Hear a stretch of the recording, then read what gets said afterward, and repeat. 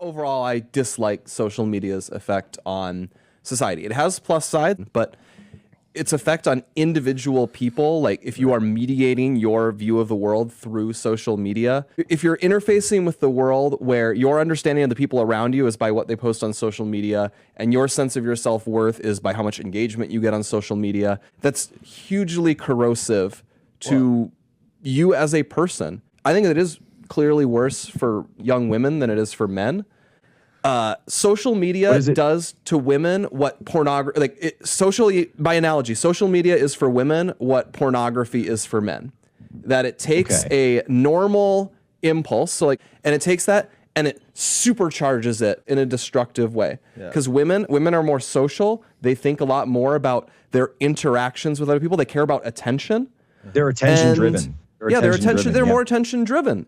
I think the most interesting thing about this entire social media play, and this is the clout chasing thing, people will do whatever they can to clout chase. And this is like the point that you're bringing up on social media is like people do all these clout chasing things, reviews, like weirdo stuff. Like, and you're like, why are adults doing like this weirdo content? And it's clout chasing so they can make money. And there's like a weird part of that where you're like looking at that and you're going, it's kind of disgusting that they're lowering themselves to do that thing that that nobody really actually wants to do, but now they're living this life of making this incredibly weirdo content, like playing with Barbie dolls and making them talk to each other and doing all sorts of things, right? Like in toys. And you're like, they're lowering themselves because they're making tremendous amounts of money. That's not going to last forever.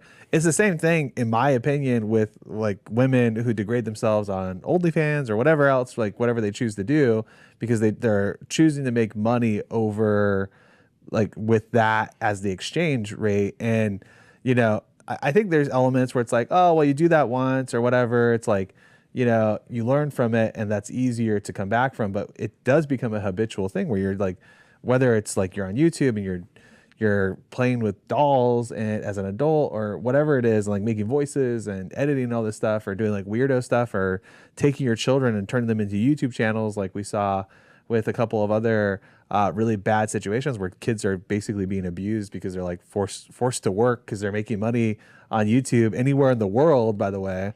That's to me like what's the feeling that's like so questionable. And it's like that's hard to come back from because once you start making all kinds of money doing that, like you're now motivated to do more exploitative, what is that the word? Type content that exploits yourself, that just trying to clout chase so you can get more subscribers to make more money, and you gotta keep doing more and more of it. You need more. It's taking a part of your brain and super stimulating. Human characteristic that's a flaw that if you feed that beast, you continue to have those problems and those issues. It is digital opium. It is digital opium, and people who get sucked into it, the endless scroll. Josh Hawley has talked about this a ton. The endless scroll, like you look, it's like any new technology. The way that we as a society react to the internet, we're still kind of going through those growing pains.